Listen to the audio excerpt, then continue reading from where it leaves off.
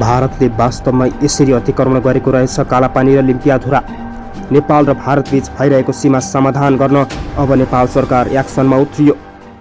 दर्शकबिन नमस्कार, तपाईँ मेरो पोखरा टिभी युट्युब च्यानल हेर्दै हुनुहुन्छ। समाजमा र विश्वमा घटेका सत्य तथ्य खबरलाई तपाईँसँग पुर्याउने हाम्रो अभियान जारी छ। तपाईँले मेरो पोखरा टिभी युट्युब च्यानललाई सब्सक्राइब गर्नुभएको छैन भने आज नै सब्सक्राइब गरी नजिकैको बेल आइकन दबाई हामीसँग जोडिनुहोला। पल पलको ताजा खबर तपाईँलाई अपडेट गराउने हाम्रो अभियान निरन्तर रहिरहनेछ। दर्शक, मैले आज अत्यन्त महत्त्वपूर्ण अनि अत्यन्त एक्सक्लुसिभ भिडियो लिएर आएको छु। भिडियो अन्तिमसम्म हेर्नुहोला। सारा नेपालीले खोजेको अनि रोजेको भिडियो लिएर आएको छु। भिडियो अन्तिमसम्म हेर्नुहोला, सुन्नुहोला। मनमा लागेका कुराहरू कमेन्ट बक्समा गई कमेन्ट गर्नुहोला। भारतको दादागिरी अन्त्य हुनैपर्छ भन्नेहरूले यस लेखेर जतिसक्दो सेयर गर्न पनि नबिर्सिनुहोला। सुरु गरौँ आजको मुख्य विषयवस्तु।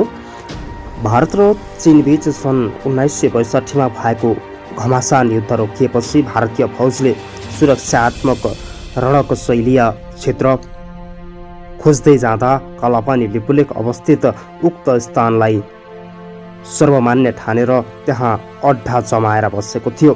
पहाडी खण्डको नदी छेउमा लगभग समथर रहेकाले कालापानी र त्यसभन्दा पूर्वका दुई आफेक पहाडका बीचमा घाँटी पारेर लिपुलेख भन्ज्याङ रहेकाले त्यसलाई प्रतिरक्षात्मक स्थान ठानेर त्यहाँ भारतीय फौज बसेको थियो।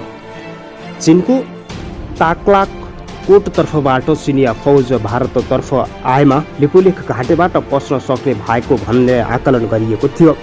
चिनिया सेना यदि त्यसै घाटीबाट छिर्न खोजे गोला बारुदले रोक्न सकिने लडाईँको खरखजना सकिएमा भन्ज्याङ माथिको 20,200 फिट अग्लो डाँडाबाट ढुङ्गामुढा वर्षाएर भए पनि चिनिया फौजलाई रोक्न सकिने रणनीति भारतीय फौजले लिएको थियो। सुरुमा भारतीय फौजको सङ्ख्या थोरै मात्रामा थियो।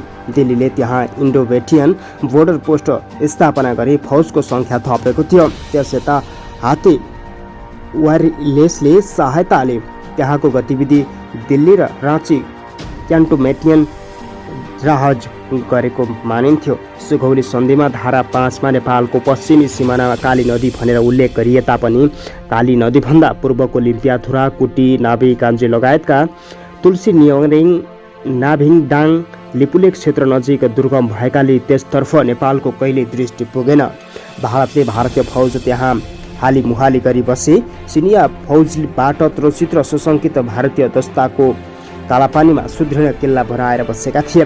कालान्तरसम्म यहाँ 7वटा बङ्कर भवन र 2वटा प्रशासनिक भवन बनाइएको छ।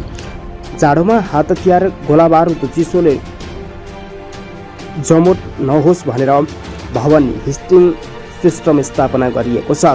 सञ्चार यन्त्र सञ्चालनका लागि अत्याधुनिक प्रविधियुक्त बनाइयो पनि यसको संरचना स्थापना गरिसक्दा पनि नेपालले थाहा पाउन सकेन वा चासो लिएन। कालापानी क्षेत्र नेपाली भूभाग भारतीय अर्धसैनिक बलले अतिक्रमण गरेर बसेका छन् भन्ने अधिकांश नेपालीलाई थाहा पनि थिएन। नेपाल सरकारका पूर्व विज्ञहरूले पनि नेपालको कालापानी क्षेत्र कसरी अतिक्रमण भयो भन्ने विषयमा आफू अनभिज्ञ नै रहेको स्पष्ट पार्दै आएका छन्। भारतले दिन प्रतिदिन नेपालप्रति देखाएको दमन अत्याचार विरुद्ध सहन बानी परेर नेपालको प्रत्येक सिमानामा सेना तैनात गर्न नसक्ने अवस्थामा पुगेपछि नेपाल सरकारले भारतको दादागिरीलाई केही अगाडि नै बढ्न दिएको स्पष्ट पारिएको छ। जब इन्डो बिटान बोर्ड पोस्टका भारतीय जवानले नेपालीलाई कालापानी, नाम्लेडाङ भएर भारतको चीन ताक्लाकोट र तथा मानसरोवर तीर्थस्थल जान कडाई गर्न थालेको बताएका छन्, तब कालापानीमा भारतीय फौज छ भन्ने जानकारी फैलन थाल्यो। त्यसपछि कालापानी दक्षिणको माथिल्लो कौवा, तल्लो कौवा, झाङरुङका नेपाली बासिन्दालाई कालापानी क्याम्प भएर आवतजावत गर्न रोक समेत लगाइएको थियो। कालापानी अतिक्रमणबारे कञ्चनपुर, धनगढी, नेपालगञ्जतर्फ पनि जानकारी भयो। त्यसैबीच कालापानी र क्याम्पको दक्षिण पूर्व एउटा काली नदी मन्दिर बनाइयो। पहाडमा उम्रेको जरुवा पानी जम्मा गरी मन्दिर अगाडि सानो पोखरी बनाइएको थियो। पोखरीबाट निक्लिएको सानो खोल्साको पानीलाई लिपुलेख नजिकबाट निस्केको नदीमा लगेर मिसाइने गरियो। त्यसपछि नेपाली स्थानीयलाई ताक्लाकोट जाने मन्दिरभन्दा दक्षिण टिङ्कार भन्स्याङको बाटोतर्फ मोडिएको देखिन्छ।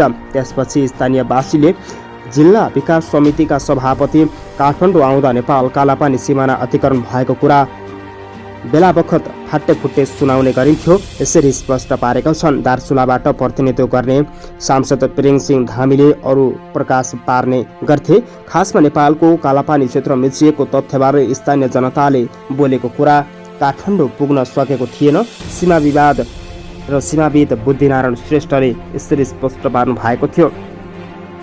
ओली सरकारको पालामा नेपालमा भइरहेका गतिविधिलाई मध्यनजर गर्दै नेपाल सरकार र ओली सरकार बीच भइरहेका सम्पूर्ण कामलाई भारत सरकारले पनि कूटनीतिक तवरबाट हेर्न नसकेको भन्दै नेपालको कालापानी लिपुलेख लिम्पियाधुरा क्षेत्रको चुच्चे नक्सा सार्वजनिक गरिसक्दा पनि आफ्नो भूमि स्वतन्त्रपूर्वक फिर्ता हुन नसक्दा नेपालमा झन् तनाव बढ्न सुरु भएको छ। भारतीय समकक्षी प्रधानमन्त्री नरेन्द्र मोदीलाई तत्कालीन प्रधानमन्त्री शेरबहादुर देउवाले अहिलेको अवस्थासँग मध्यनजर गरेर छिमेकी राष्ट्र भारतसँग मुठभेडको स्थिति हेरेर वार्ताको माध्यमबाट अगाडि बढ्नुपर्ने स्पष्ट सन्देश दिनुभएको छ। प्रधानमन्त्री शेरबहादुर देउवाले अमेरिकासँगको सम्बन्धलाई अझै मजबुत बनाउन एमसिसी पास गर्न खोजेको नेपाली जनताको भनाइ छ। दर्शकबिन, तपाईँ मेरो पोखरा टिभी हेर्नु भएको छ। समाजमा र विश्वमा घटेका सत्य तथ्य खबरलाई तपाईँसँग पुर्याउने हाम्रो अभियान जारी छ। भारतले हालै सार्वजनिक गरेको देशको राजनीतिक प्रशासनिक नक्सामा सीमा विवाद, कालापानी विवाद आफ्नो क्षेत्रमा समेटेको त्यसपछि नेपालमा विरोध हुन थालिसकेपछि नेपाल सरकारले कालापानीलाई नेपालमा विगतदेखि दाबी गर्दै आइरहेको छ। तर भारतले सो भूभाग आफ्नो भएको सन्देश दिन भारतमा समेटेपछि विवाद झन उत्कर्षमा पुगिरहेको छ। नेपाल र भारतबीच भइरहेका सम्बन्ध हीन भइरहेका छन्, सम्बन्ध तोडिन खोजिरहेका छन्। वास्तवमा भारतीय अर्काको देखासिकी, अर्काको लाच्छतपन बढी गराउन खोज्दा भारत सबै देशसँग टाढिन सक्ने अवस्थामा पुगेको छ। दर्शकबिन, तपाईले देखिरहनु भएको छ भारतीय सुरक्षाको ब्यारेक त्यो ठाउँमा राखिएको छ जुन यो तल नदी देख्नु भएको छ। यो कृत्रिम नदी बनाइएको छ। यो नदी काली नदीको मुहान केही परबाट बगेको थियो। नेपाल र भारत बीचको त्यो सीमालाई टुक्रा गर्नका लागि, सीमालाई छुट्याउनका लागि, नेपाल र भारत बीच भइरहेको त्यो सीमा समाधान गर्नका लागि काली नदी कृत्रिम बनाइएको छ। कुटी गान्जी मानसरोवर जाने बाटो यस दिशातर्फबाट खनिएको छ। तपाईँले देख्न सक्नुहुन्छ। नेपाल र भारत बीच सम्बन्ध विस्तार गर्नका लागि, सम्बन्ध कूटनीतिक नोट मार्फत अगाडि बढाउनका लागि भारत सरकारले यस्ता खालका कुकर्महरू गरिरहेको छ। नेपालसँग स्रोत र साधन नभएको स्पष्ट पार्दै भारतले आफ्नो हैकम जमाएको हो। दर्शकबिन, नेपाली जनता अब चुप बस्दैनन्, अब एक ढिक्का भएर उठ्नुपर्छ। दर्शकबिन, आजको महत्त्वपूर्ण अनि एक्सक्लुसिभ खबर तपाईँलाई कस्तो लाग्यो? भिडियो अन्तिमसम्म हेरेर सुनेर साथ दिनुभयो, त्यसका लागि धन्यवाद। यस्तै नयाँ ताजा अनि सन्देशमूलक भिडियो हेर्नका लागि तपाईँले मेरो पोखरा टिभीलाई अहिले नै सब्सक्राइब गरी नजिकैको बेल आइकन दबाई हामीसँग जोडिनुहोला। दर्शकबिन, तपाईँको बाँकी पल शुभ रहोस्।